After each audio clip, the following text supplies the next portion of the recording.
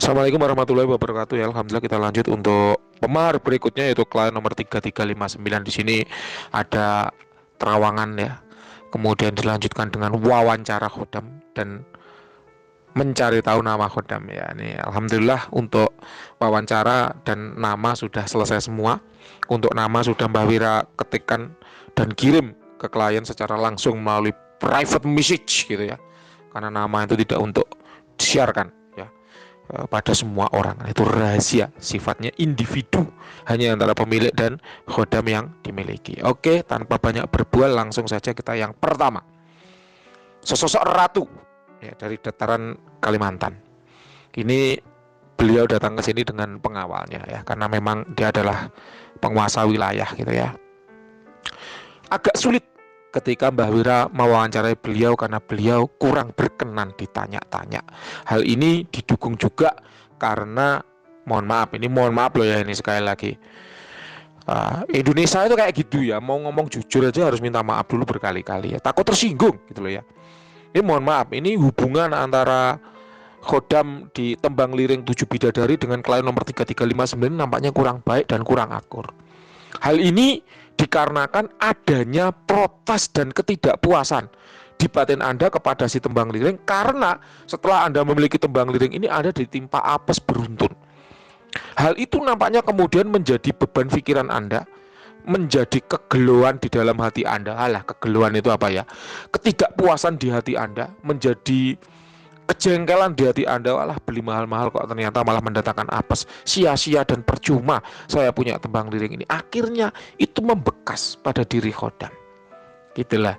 Dan akhirnya khodam menjadi apa? Berjarak dengan Anda, kurang dekat. Itu ibarat Anda punya anak, kemudian anak Anda maki, dasar anak sial pembawa apes. Pasti anak itu kemudian berbekas itu loh. Lalu dia mulai menjaga jarak dengan Anda. Loh kok begitu? Ya itulah yang namanya hubungan batin. Itulah kenapa ya, sebelum punya azimat berkhodam itu batin harus ditata. Kapan hari ada yang tanya atau di YouTube, Mbah, kalau punya khodam macan putih, apakah batin harus siap dan kuat? Enggak cuma khodam macan putih, mau punya khodam ular putih, burung putih, duri putih, Tembang Liring putih, ratu putih, semua harus batinnya siap. Kalau nggak siap ya seperti inilah yang terjadi. Nanti bener apa enggak? Kalau batin Anda kecewa dengan khodam dari Tembang Liring, silakan klarifikasi ke Mbah Wira. Kekecewaan itulah yang namanya masih terbawa hingga sekarang. Lalu solusinya gimana, Mbah? Solusinya kembali ke Anda. Apabila Anda mau rujuk dan berbaikan dengan si khodam Tembang Liring, maka lanjutkan. Tapi apabila Anda tidak puas, sudah terlanjur gelo, terlanjur mangkel, ya silakan jual aja Tembang Liringnya. Masih bernilai berapa tahun? 18 juta kan, lumayan itu. Itu kalau Anda belikan es cendol di Kodam 5 Brawijaya itu udah dapat satu kolam itu 18 juta dulu ya. Jadi ya itulah kenapa yang disebut dengan khodam itu ada jodoh-jodohan. Kalau nggak jodoh ya gitu, itu dipaksakan. Ibarat Anda punya kakinya ukuran 40, dipaksakan punya khodam yang ukurannya 35. Kakinya dipaksakan masuk ke sepatu yang ukurannya 35. Lecet bro, dulu ya.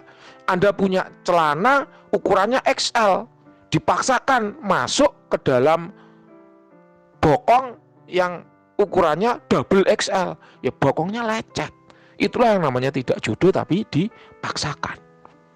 Nah ini silakan loh ya, kembali ke Anda loh ya. Mbak Wira tidak menjelekkan sebuah praktisi tertentu, tidak menjelekkan sebuah produk, tidak menjelekkan orang, karena toh Mbak Wira juga tidak tahu ini belinya di mana ya. Semua kembali ke Anda, karena yang paham kondisi batin Anda ya Anda sendiri, yang paham dengan pikiran Anda ya Anda sendiri. Di sini Mbak Wira tidak ingin menjelekkan siapapun, Tembang Liringnya ya tetap seperti itu, dia juga berkhodam, tapi karena ada unsur jadi apes setelah memilikinya itu tadilah, kemudian di batin Anda ada rejected, ada penolakan kepada khodam dari Tembang Liring ini. Ya, itu yang disampaikan oleh Tembang. Jadi terserah, ini ibarat punya istri kok nggak cinta, mau diteruskan ya jadi masalah, nggak diteruskan juga ya silakanlah, kembali ke masing-masing pemahar. Mohon maaf loh ya, ini Mbak Wira tidak menjelekkan siapapun, tidak benci siapapun, tidak ingin menjatuhkan produk siapapun, karena toh Mbak Wira juga tidak berjualan Tembang Liring. Jadi Mbak Wira tidak ingin merekomendasikan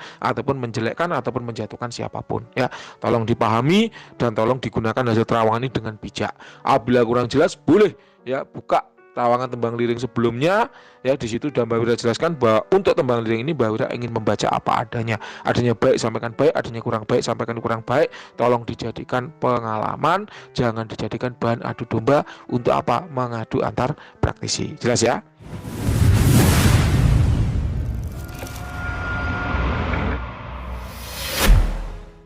Nah, sekarang benda yang kedua yang seperti mandal. Ya. Namanya adalah Eyang bla bla bla. Ya, nama sudah Mbak Wira kirim secara private ya kepada pemiliknya. Ini berkodam ya, dark entitas. Beliau hadir berkenan ya, ukurannya memang super jumbo besar. Beliau menyampaikan bahwa selama ini beliau hanya dibawa ngalor ngidul, hanya dibawa oleh Anda tapi tidak dipakai dengan maksimal. Ibarat orang punya mobil baru itu cuma diparkir di garasi gitu kan, tapi tidak dinaiki. Ibarat orang punya smartphone baru, smartphone itu cuma dikantongi, dibawa ngalur ngidul, tidak dipakai telepon, tidak dipakai SMS, tidak dipakai WA-an, ya sekedar punya.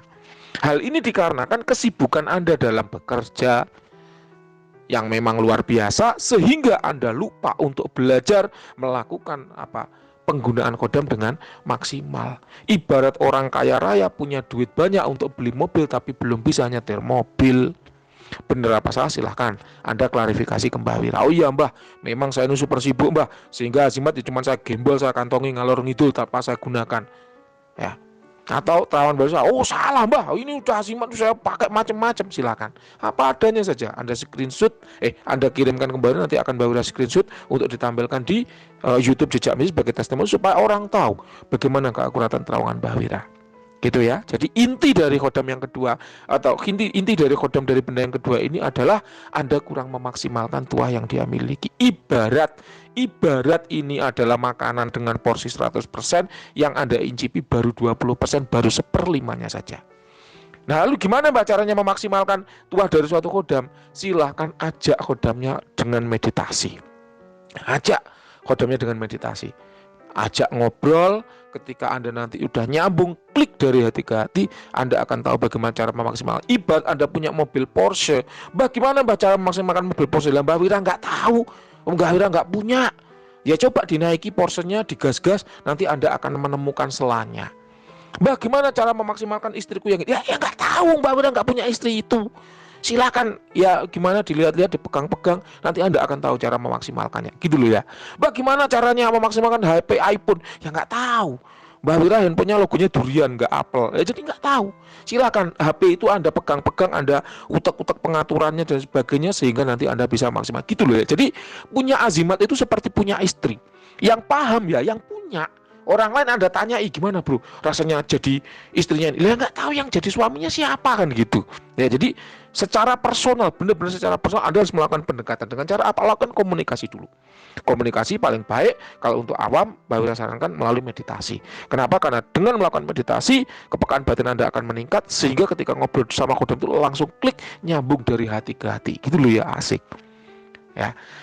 Oke, itu untuk wawancara 2 kodam. Ya, silahkan apabila ada yang kurang jelas boleh ditanyakan. Memang hasil terawangnya agak pahit, agak nggak enak didengar, tapi ya itulah kondisinya apa adanya. Ibarat ini punya istri, istrinya masih perawan, belum pernah disenggol gitu loh ya. Intinya minta dipegang, minta dipakai, minta dicoba ya, intinya seperti itu. Silahkan kalau ada yang kurang jelas boleh ditanyakan. Kalau ada statement dari Mbah Wira yang salah boleh diketik aja, nanti akan Mbah Wira screenshot untuk Mbah Wira tampilkan supaya orang tahu bagaimana keakuratan terawangan Mbah Wira. Kalau ada benernya ya sampaikan, oh iya Mbah bener Mbah yang sampai omongkan Mbah, cocok 100 ya, nanti akan Mbah Wira screenshot, Mbah Wira pajang untuk testimoni. Terima kasih, selamat malam.